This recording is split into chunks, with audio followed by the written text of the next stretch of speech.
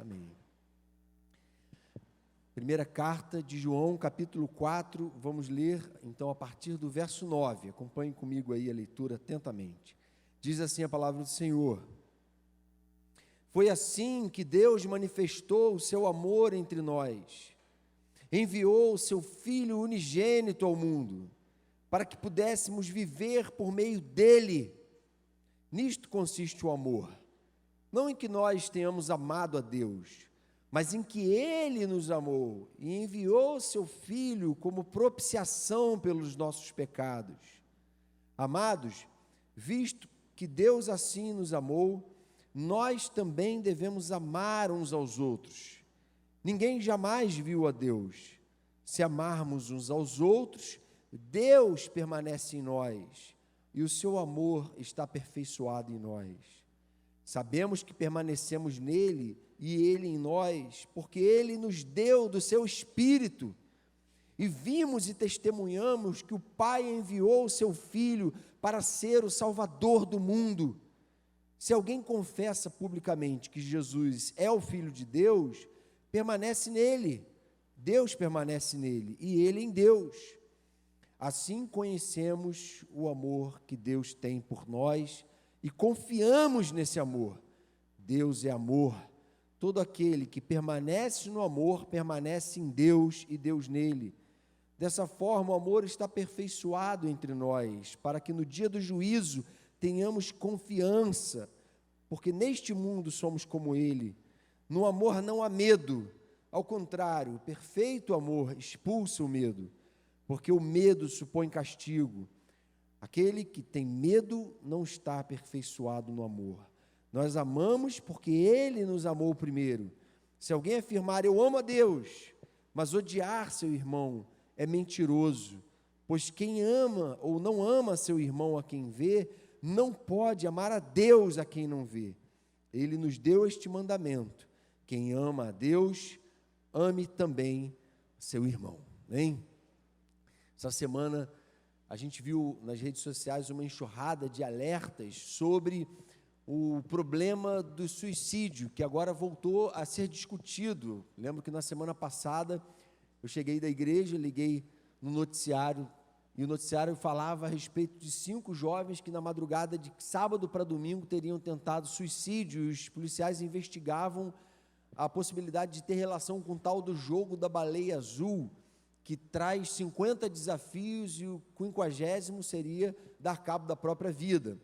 Então, eu soube que depois, em Curitiba mesmo, esse número subiu para 8 adolescentes que tentaram se matar. E, segundo alguns, esse jogo teria surgido ou sido inspirado na série 13 Razões Por Quê, que é uma série que trata do problema da depressão e da sensação e do desejo de suicídio por parte do personagem. Eu não assisti a série, mas pelo que eu ouvi e li a respeito, o jogo é diabólico. O jogo traz realmente uma proposta diabólica, enquanto, na verdade, a série, segundo muitos críticos, é uma série apenas reflexiva, como arte, procura expressar o que sente, o que está por trás, o que está na cabeça de alguém que pensa em dar fim à sua própria vida. Então, a série tem uma outra proposta, segundo muitos críticos. Eu ainda não assisti a série, mas o fato é que houve um certo alarde frenético no sentido de que, meu Deus, meu filho pode a qualquer momento assistir a essa série, ser fisgado no Facebook por um negócio desse e querer também se matar. Mas a verdade é que nem o filme, nem a série tem o poder de pegar adolescentes saudáveis, filhos saudáveis emocionalmente, tampouco filhos cheios da graça de Deus, do Espírito Santo, e transformar eles da noite para o dia em suicidas. O que acontece, irmãos, sem dúvida nenhuma, é que quem está enfrentando isso, está vulnerável a esse tipo de sentimento, é gente que está enfrentando uma depressão profunda e patológica. E patologia se trata com medicina. Hoje existem medicamentos avançados que ajudam pessoas adoecidas neuroquimicamente por depressão, uma doença, e a gente brinca, fala que tudo a gente está deprimido quando a gente está triste, mas na verdade a depressão é uma doença registrada, e esses remédios então ajudam as pessoas a tratamento, a um acompanhamento médico a ser feito em casos assim. É claro que a gente, como cristão, entende que todo problema da alma é consequência do mal do pecado. Então, o problema da alma, ele pode ser tratado, sim, com medicamentos, com uma abordagem terapêutica. E a gente precisa recomendar que pessoas que estão apresentando sintomas procurem imediatamente um médico psiquiatra e um terapeuta de preferência cristão, um psicoterapeuta cristão, porque vai ter uma cosmovisão cristã para abordar o problema da alma. Sem dúvida nenhuma, isso tem que ser feito. E ao mesmo tempo também em que deve procurar o pastor para conversar, para abrir o coração, para orar, e deve buscar socorro espiritual. Essas coisas não se excluem, essa não é uma questão meramente da psiquiatria e nem meramente espiritual, como alguns tentam polarizar. Mas toda essa ajuda vai ser muito bem-vinda e precisa ser buscada. Agora, gente, o problema da depressão tem se tornado tão grave, tem crescido tanto nos últimos anos, que a Organização Mundial de Saúde provou, estatisticamente pelo avanço da doença, que em 2020 a depressão será a doença mais incapacitante do mundo, a doença que mais vai tirar a gente do trabalho, das suas atividades, da sua vida familiar, enfim, que mais vai tolher a própria vida. No mínimo, a gente tem que ouvir esse dado com um coração atento. Essa coisa está ficando grave. Segundo as estatísticas, a cada 40 segundos passados, uma pessoa se suicida no mundo. Isso soma um total de quase 800 mil pessoas por ano, que dão fim à sua própria vida. E um dado que me alarmou nessa pesquisa é que o Brasil é hoje o 8º país onde mais se suicida,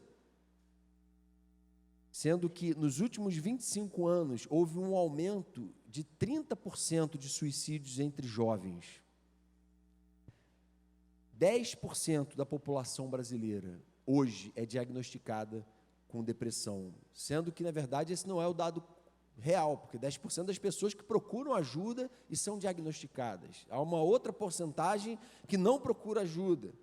E, diante de todo esse avanço na estatística em relação à depressão, a gente fica pensando, qual é a razão desse crescimento? Na nossa visão cristã, bíblica, no ponto de vista bíblico, o que explicaria o crescimento? Irmãos, no meu coração não tem dúvida nenhuma que a relação está diretamente ligada ao avanço do mal no mundo. Há correntes de pensamento e até religiosas que creem que a humanidade está evoluindo.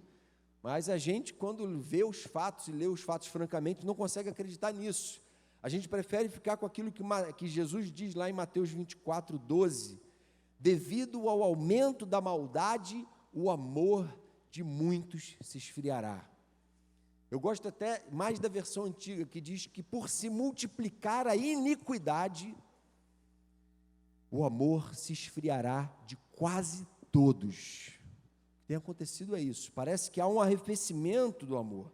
E a razão, gente, a gente olha em volta e vê realmente a iniquidade imperando. Na política, por exemplo, é claro que a gente está simplesmente descobrindo coisas que existem há décadas, mas, para a glória de Deus, essas coisas têm vindo à tona, e o que gera no nosso coração é muita tristeza por perceber tanta iniquidade, o temor de um juízo de Deus sobre o nosso país, por causa de tanta impiedade, governantes iníquos, agentes de Satanás que estão sendo usados para tolher a vida das pessoas, ceifar vidas, porque a corrupção, ela destrói vidas, ela mina com todo o vigor de uma nação. Além da política, trazendo muitas vezes para a vida da sociedade, a gente vê hoje como banais, por exemplo, bailes funk, onde há orgias sendo praticadas em certas comunidades, drogas rolando soltas, para não falar só de comunidades carentes, festas de formatura de gente de alta classe, onde há ali também consumo de drogas e orgias sendo praticadas em cruzeiros aí pelo mundo. E todo tipo de iniquidade sendo praticado, uma juventude, você vê qualquer clipe de música das top 5, top 10 hoje são clipes que apelam para a sensualidade. Qualquer programa hoje que você liga, qualquer hora do dia, você vai ver um travesti naquele programa, de algum modo sendo posto em evidência e ali sendo tratado como normal. Existe uma abertura para se tratar como normal o absurdo e aquilo que ofende a criação de Deus, aquilo que ofende Deus e a imagem de Deus, conforme Ele criou homem e mulher. Sem contar também, por exemplo, com o problema do egocentrismo e do culto ao prazer, que tem levado famílias a se destroçarem, porque Deus está comigo na minha felicidade, vou procurar ser feliz com um novo projeto, com uma nova aventura amorosa, como se Deus fosse servo da nossa suposta felicidade, ou aquilo que nós, no nosso padrão de valores equivocado, elegemos como felicidade. E aí, muitas vezes, marido, mulher, ou pai e mãe, também são os mesmos que não têm cabeça e paciência para educar seus filhos e investir afeto e amor na vida deles. Preferem abandoná-los diante da sua tela de computador, do seu tablet, do seu celular. Fica aí nesse negócio, assistindo esses negócios, jogando seus joguinhos, mas não vem encher minha paciência, porque eu não tenho tempo para sentar com você e ter um tempo de qualidade com você. O que é isso, senão o resfriamento do amor?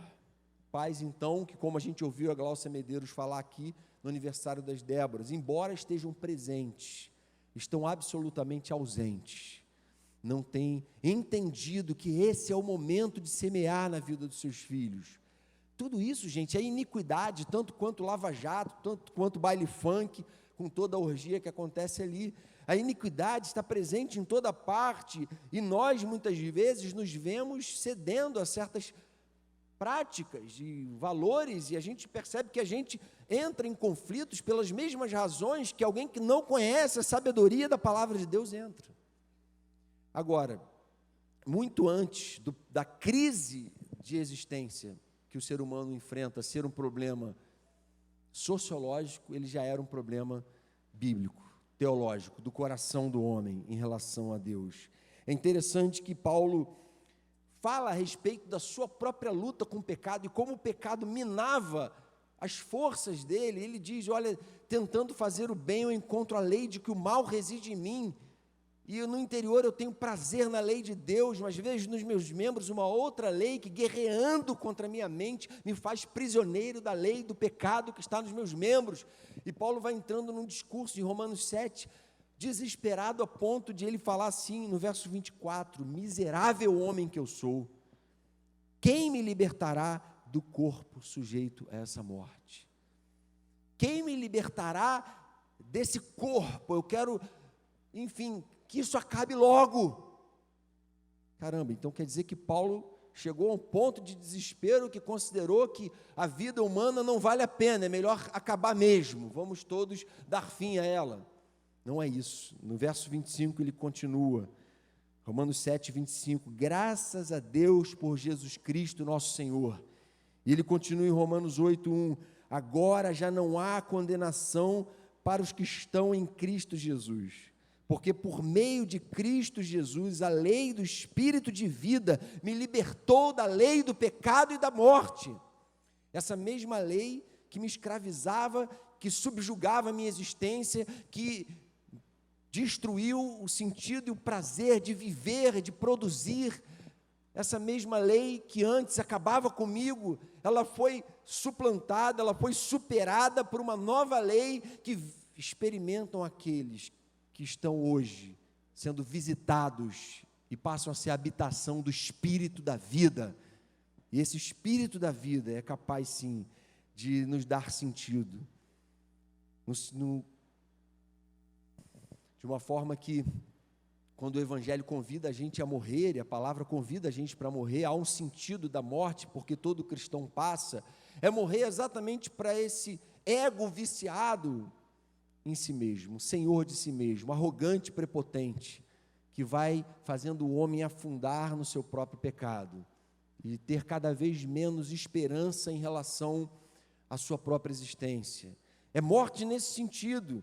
E aí sim a gente experimenta a vida que Deus pode nos dar. E aí sim, quando nós morremos para nós mesmos e vivemos para Deus, do nosso interior fluem rios de águas vivas.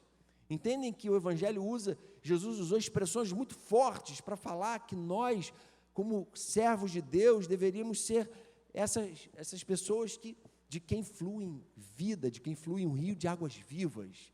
E a gente não se dá conta disso. Então eu queria falar sobre 3 razões por que devemos ter sede de vida. Na verdade, há muito mais do que 13 razões para a gente ter sede de vida. Eu ia falar 13, mas aí 13 talvez alongasse um pouquinho a mensagem de 13 pontos. Eu falei, não, vamos manter o esquema presbiteriano de 3 pontos. Então, 3 razões que, na verdade, são suficientes para eu e você sermos gente cheia de vida, transbordando da vida de Deus. E ele fala isso nesse texto aí. A primeira razão é que o Pai, o Filho e o Espírito estão a nosso favor. Será que isso é um pensamento positivista, de uma fé, enfim, criada a partir de um sofisma? Não é isso que ele fala. Olha o que ele diz no verso 9. Foi assim que Deus manifestou o seu amor entre nós, enviou o seu Filho unigênito ao mundo para que pudéssemos viver por meio dele.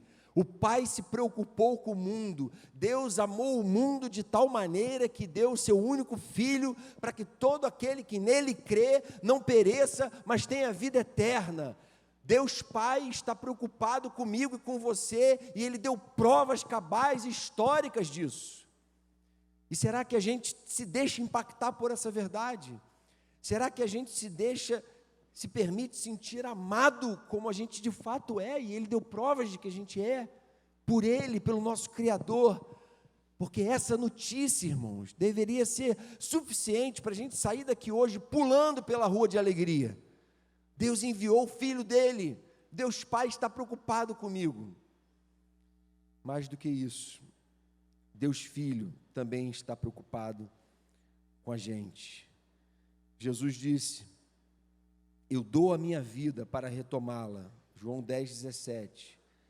Ninguém a tira de mim, mas eu a dou por minha espontânea vontade.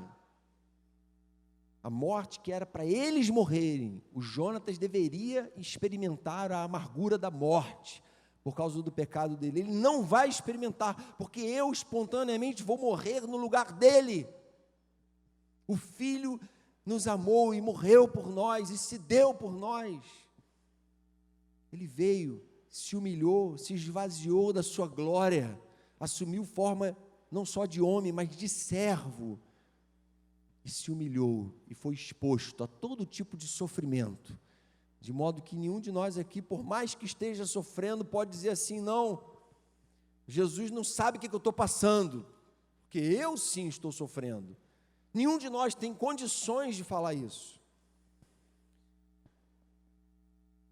O próprio Jesus disse assim, em João 10:10, olha gente, o diabo vem apenas para roubar, matar e destruir. O diabo vem para semear jogo da baleia azul, para convencer adolescentes de que a vida deles não vale a pena, para pregar mentiras e reforçar mentiras a respeito da sua própria identidade, para deformar as suas identidades a partir do poder destrutivo do pecado. O diabo vem para matar, roubar e destruir. Eu vim para que tenham vida e a tenham plenamente. Jesus disse isso. Eu vim para que tenham vida plena. Jesus veio, se entregou e morreu. Para quê? Simplesmente para acertar conta com a justiça divina? Não, mais do que isso. Não é simplesmente assim, poxa, que bom, eu vou ser salvo quando eu morrer e vou para o céu. É mais do que isso, é para que aqui a gente já experimente vida plena, a imagem dele, imitando ele, vivendo para a glória dele, segundo aquilo que ele estabeleceu como primeiro e perfeito cidadão do reino dos céus, do reino de Deus, do qual eu e você também hoje somos cidadãos. E o Espírito Santo, sabemos que, verso 13, sabemos que permanecemos nele e ele em nós, porque ele nos deu o seu Espírito. O próprio Jesus disse: eu vou e vou enviar um outro Consolador. O Espírito também está a favor de vocês. O Espírito também está comprometido em acabar com a sua tristeza e a sua depressão. O Espírito é aquele que vai consolar o seu coração nos momentos que você estiver passando por tribulações e aflições. E Jesus disse: no mundo vocês vão ter aflições, mas tenham bom ânimo, eu venci o mundo. Eu venci o mundo e enviei o meu Espírito para ele manter o coração de vocês aceso, vivo. Tudo que vocês têm a fazer é se render a esse Espírito e viverem entusiasmados com o plano redentivo, o plano de salvação de Deus. A palavra entusiasmo, eu já falei isso aqui uma vez, mas vou repetir, eu não sabia disso. Essa palavra significa, entusiasmado significa alguém que foi inspirado pelo Espírito Divino, por um Espírito Divino, isso é entusiasmado. Será que a gente é um povo entusiasmado? Eu louvo a Deus quando eu vejo a gente, essa forma expressiva, alegre, que a gente tem de celebrar os louvores e expressar alegria, porque, gente, se a gente não está aqui empolgado com tudo isso, a gente não entendeu quão grandiosa é essa mensagem, e quão maravilhoso é esse Deus todo-poderoso, santo, santo, santo, transcendente, resolver se humilhar, descer, e fazer um projeto tão bendito e tão maravilhoso e grandioso, de provar o seu amor por nós e nos salvar. E esse Espírito nos dinamiza. Sim, a Bíblia revela o movimento do Pai, do Filho e do Espírito em nossa direção.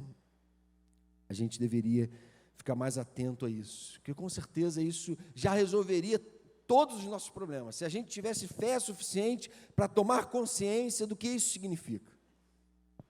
Nossos problemas emocionais seriam em grande parte resolvidos. Então, segundo lugar, segunda razão porque você deve ser alguém que tem sede de vida, porque o amor de Deus renova a nossa esperança.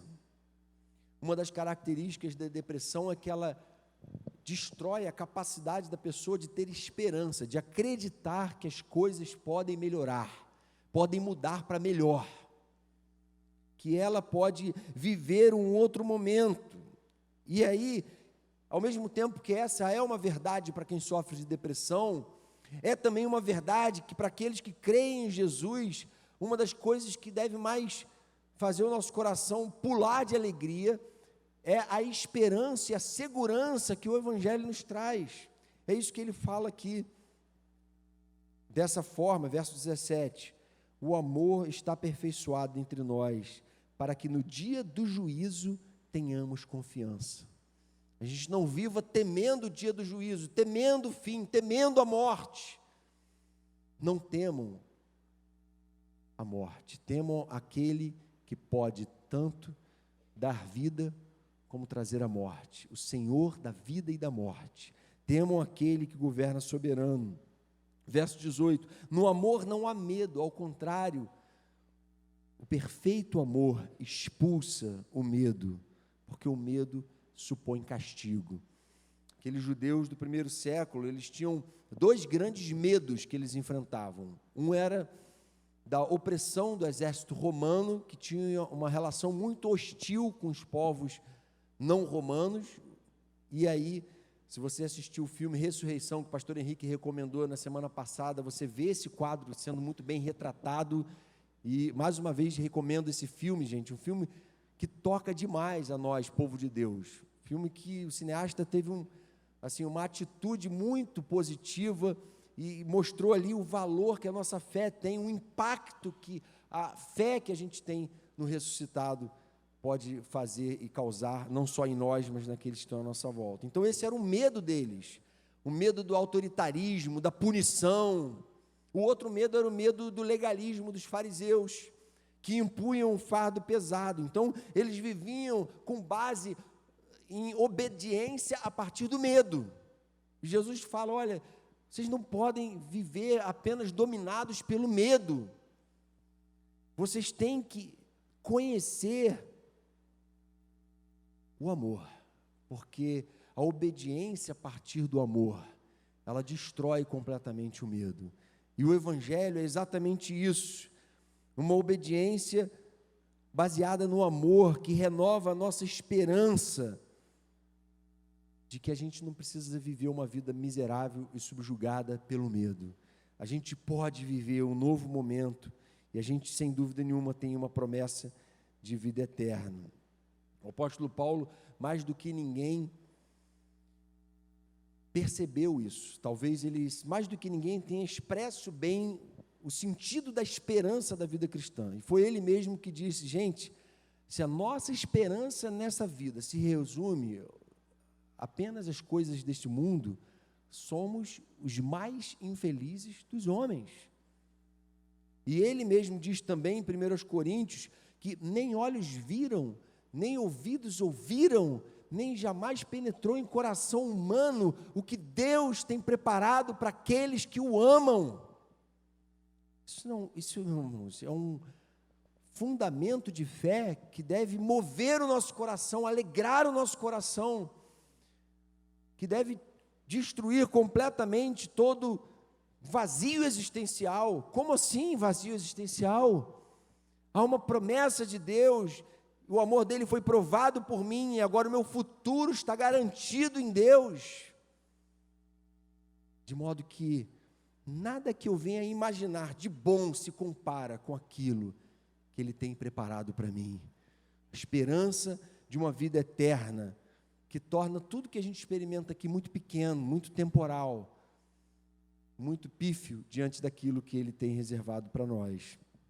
Agora, é claro, o Evangelho não traz promessas para a gente só em relação à vida futura. Fala a respeito do nosso presente também. Jesus diz: eu vim para que tenham vida e a tenham plenamente. João 10:10. Eu vim para que vocês tenham vida, e vida plena, já agora, no presente, que vocês experimentem uma vida pujante, uma vida alegre. Não vivam cabisbaixos. Jesus diz o seguinte, lá em Marcos 10:29, ninguém que tenha deixado casa, irmãos, irmãs, mãe, pai, filhos ou campos por minha causa e do Evangelho, deixará de receber 100 vezes mais, já no tempo presente, casas, irmãos, irmãs, mães, filhos e campos, e com eles perseguição, e na era futura a vida eterna. Jesus fala, olha, na era futura a vida eterna, mas no presente, vocês já vão ser recompensados 100 vezes mais. Os teólogos da prosperidade gostam de dizer, porque vão receber 100 vezes mais dinheiro do que, porque o amor ao dinheiro leva a esse tipo de conclusão. Mas considerando o restante da pregação de Jesus, a conclusão a que eu chego, é que o que ele está falando é que a gente vai receber ainda nesta vida, vale 100 vezes mais do que tudo que a gente consiga conquistar e alcançar aqui, seja de material, de vida familiar. Vai ser 100 vezes mais tremenda, a experiência vai ser muito mais intensa e maravilhosa, porque vai ser a partir de uma visão cristã constituída na palavra de Deus. E sem dúvida nenhuma, como a gente cantou hoje, né, a gente vai receber aquilo que o mundo não pôde comprar, aquilo que o mundo não pôde nos dar, e a gente já no presente experimenta. Que preço tem um filho rendido aos pés de Jesus, quebrantado, buscando o Evangelho?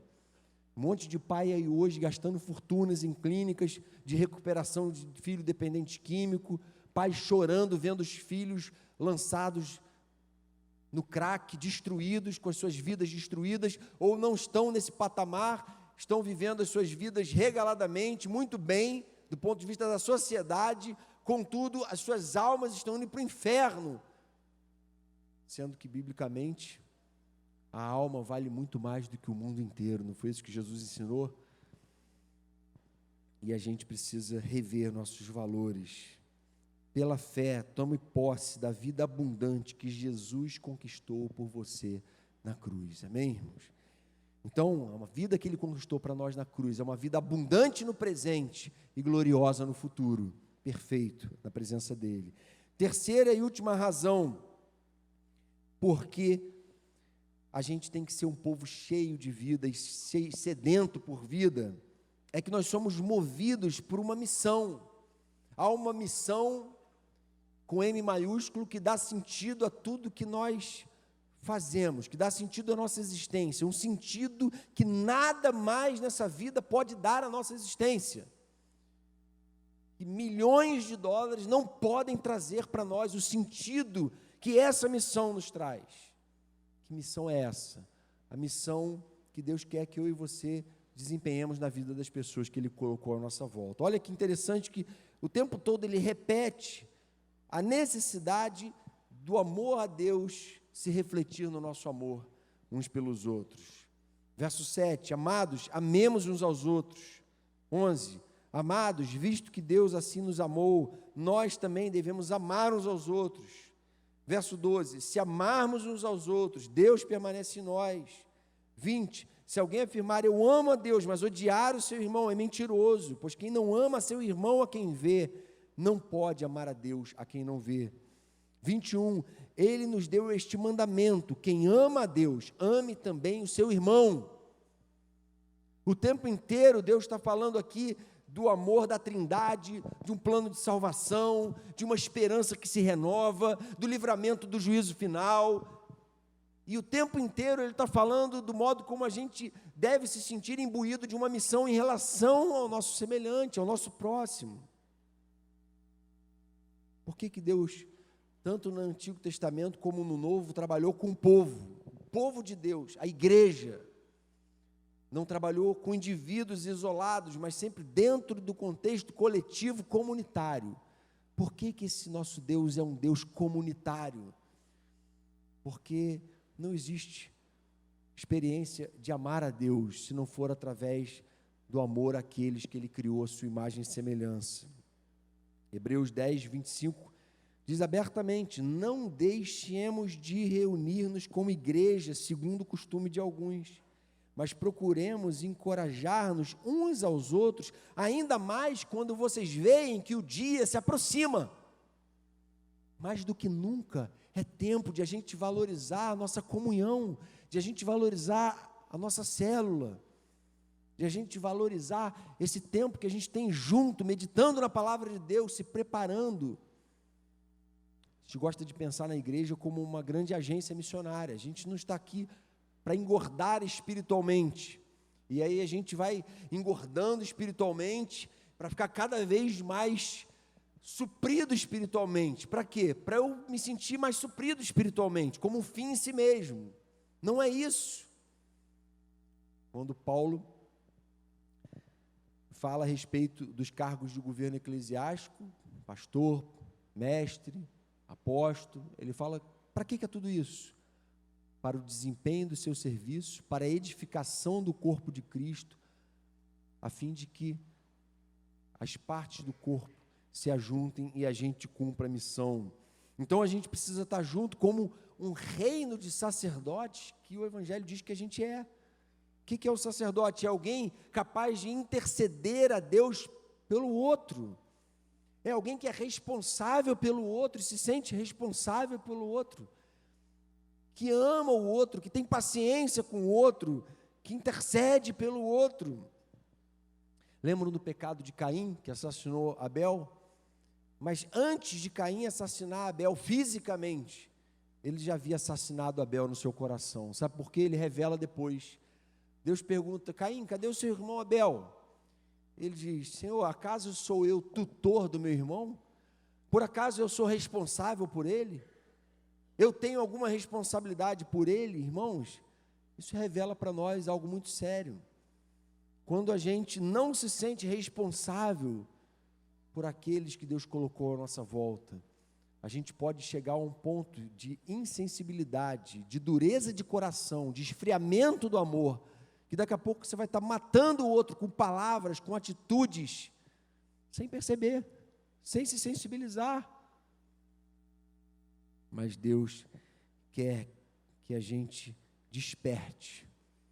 Não tem nada mais adoecedor do que alguém que vive só para si mesmo, de alguém que vive egoisticamente. Nada mais terapêutico do que a missão em que nós nos tornamos responsáveis uns pelos outros, do que a gente olhar para o outro e ver tudo de outra forma. Por isso que Jesus disse que, na verdade, Os 2 maiores mandamentos dos quais depende toda a lei e os profetas, toda a revelação de Deus, são relacionais. Primeiro, amar a Deus sobre todas as coisas. Segundo, amar o próximo como a si mesmo. Amar a Deus, amar o próximo. Não existe mandamento maior do que esses. Quando Jesus fala sobre a característica do verdadeiro discípulo dele, lá em João 13:35, ele diz assim: com isto todos saberão que vocês são meus discípulos, se vocês se amarem uns aos outros. Essa é a característica chave que nos distingue de um mundo que está se desmoronando na sua própria iniquidade, na sua própria dureza de coração. E no verso 12 ele diz: ninguém jamais viu a Deus. Se amarmos uns aos outros, Deus permanece em nós. Interessante, como assim? Ninguém jamais viu a Deus. Se amarmos uns aos outros, Deus permanece em nós. É como se ele estivesse dizendo assim: ninguém jamais viu a Deus face a face. Mas as pessoas veem a Deus quando a gente se ama uns aos outros. Porque quando a gente se ama e é capaz de perdoar, de relevar, de caminhar junto, de ser um ombro, de ser um apoio na vida uns dos outros, nos vemos como missionários na nossa vida comunitária. O amor de Deus se manifesta, o mundo passa a ver aquilo que está faltando lá, sobrando aqui. Amém? Esse amor que tem se esfriado lá, aquecer aqui. E as pessoas vão pular para dentro. Eu também quero essa experiência. Não se trata de uma religião simplesmente com corpo frio de doutrinas, igual aquela dos fariseus. Se trata de um povo que se ama, que se cuida, que se acolhe. De um povo que é um reino de sacerdotes, porque eles se veem como missionários de uma agência missionária que é a igreja, cumprindo a sua missão dentro de casa, no seu trabalho, em toda parte.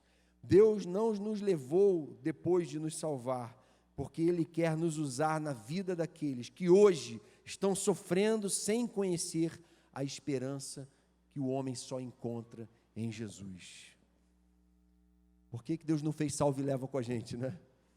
Porque tem um propósito para isso. Quem é que vai alcançar esses jovens, enfim, nem sei se são só jovens, que estão se deixando enredar por joguinhos diabólicos? Pastor da igreja vai alcançar essas pessoas? Dificilmente, porque talvez a gente nem conheça, nem tenha acesso. Crianças alcançam crianças, adolescentes alcançam adolescentes, idosos alcançam idosos. Estamos e precisamos nos ver imbuídos dessa missão, amar essas pessoas que hoje estão sofrendo por não conhecer a esperança do Evangelho. Ou seja, toda essa bênção que a gente recebe, essa fé que tanto faz a gente perceber o amor de Deus por nós, se movendo em nossa direção, que gera em nosso coração esperança em relação a uma vida pujante no presente e maravilhosa e gloriosa no futuro, não é algo, irmãos, que a gente tem que reter para si, mas que a gente deve se ver como arautos, como proclamadores para aqueles que hoje estão perecendo. Deus amou o mundo e deu o seu Filho para que todo aquele que nele crê não pereça. Agora falta gente amar o mundo, e o mundo começa com a nossa casa, com a nossa família, o mundo começa com o seu colega de trabalho, e Deus quer te usar nesse lugar, porque talvez você, como já foi dito, seja a única Bíblia que essa pessoa vai ler, seja o único capaz de revelar Deus para ela, não como uma religião fria e um corpo de doutrinas distante, mas como alguém que está encarnando a palavra de Deus na sua própria vida, e ele consegue ler a palavra de Deus olhando para a sua vida, amém? Aplicações aqui para a gente encerrar. Se você deseja experimentar vida em abundância, primeiro, expresse gratidão pelo que Deus fez para te alcançar. Eu não consigo crer, eu não consigo compreender a dimensão disso, eu não entendo muita coisa, mas o fundamental a gente disse aqui hoje. Não importa o que você esteja enfrentando no teu sofrimento, fique sabendo que há um cerco da Trindade em torno de você. Pai, Filho e Espírito Santo estão a teu favor nessa tua luta. Estão hoje empenhados em te ajudar, em segurar na tua mão, em caminhar com você e te ajudar a superar isso. Deixe-se constranger por tamanha expressão de amor. Tome consciência, não despreze isso, porque isso tem um valor incalculável, isso tem transformado vidas até hoje. Segunda aplicação, desfrute da segurança e paz que o Evangelho garante. Não viva dominado pelo medo. Jesus morreu para pôr fim a todo medo, porque onde o amor é aperfeiçoado, o medo acaba. Eu não vivo em obediência a Deus, porque Ele é um Deus punitivo, pronto a me condenar e arrebentar comigo, qualquer tropeço que eu cometer. Não é esse o Deus que a Bíblia revela. O Deus que a Bíblia revela é o pai do filho pródigo, com os braços abertos, que vê o filho em caco chegando e corre ao encontro dele, e faz uma festa, porque esse meu filho estava morto e reviveu, estava perdido e foi achado.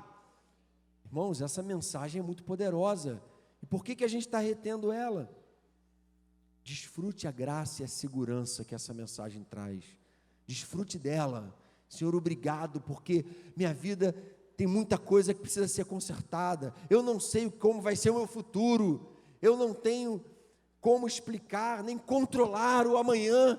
Mas de uma coisa eu sei, eu estou em tuas mãos. E o Senhor me traz paz, alegria e uma segurança que nada mais nessa vida pode trazer. Esse é um patrimônio maravilhoso, irmãos, que vale 100 vezes mais do que casa, irmãos, irmãs, pai, mãe. A certeza de um projeto maior de Deus. Terceira aplicação, deixe que a missão com M maiúsculo encha a sua vida de propósito. Deixe que a missão que o próprio Jesus te comissionou a fazer, encha a sua vida de propósito. Não viva uma vida em si mesmada, focada só em para dentro, nos seus próprios projetos, porque isso vai te adoecer, porque isso vai esvaziar a sua vida de propósito. As pessoas mais saudáveis que a gente conhece são aquelas que mais se dão, são aquelas que mais servem, que mais misericórdia têm, que mais altruísmo têm. Essas pessoas são virtuosas e alcançam virtudes da parte de Deus. Quero terminar lendo mais algumas palavras de Jesus lá em Lucas 6, 36 a 38. Jesus diz o seguinte, dentro desse foco da missão. Qual é a missão que Ele quer que a gente cumpra? É a seguinte: sejam misericordiosos, assim como o Pai de vocês é misericordioso com vocês, não é? Não julguem, e vocês não serão julgados. Não condenem, e não serão condenados. Eu não vim para condenar, vocês vão condenar? Perdoem, e serão perdoados. Deem, e lhes será dado. Uma boa medida, calcada, sacudida e transbordante será dada a vocês, pois a medida que usarem também será usada para medir vocês. Deem, se doem, sirvam, ofereçam-se como Isaías: Senhor, eis-me aqui, envia-me a mim. Eu quero ser usado pelo Senhor como instrumento. Eu quero cumprir a missão do Senhor ao mundo que hoje está testemunhando tragédias como a desses adolescentes que estão tentando se matar e tantos outros dando cabo da própria vida desesperados. Amém? Senhor, queremos te louvar e te bendizer, porque estamos conscientes de que o que a Tua Palavra nos revelou essa noite é muito maior do que nossas próprias pobres mentes podem abarcar, podem compreender, explicar. Senhor, e a gente na verdade nem quer explicar, a gente quer sentir esse Teu amor. Se alguém está ouvindo essa mensagem e não consegue entender com a mente, que ele seja capaz de sentir, que o Teu Espírito Santo sopre, consolando, revigorando as energias, Senhor, e que o Senhor nos dê uma fé robusta, uma fé, Senhor, confiante de que tudo que foi falado aqui, de tudo que lemos na Tua Palavra é verdade, e pode transformar a nossa vida, e pode dinamizar a nossa existência nesse mundo, e nos tornar gente muito mais produtiva, gente muito mais abençoadora, gente muito mais saudável, tratada, gente que tem revelado para o mundo em trevas a esperança que há no Teu nome, para a Tua honra, louvor e glória, Jesus. Amém, Senhor.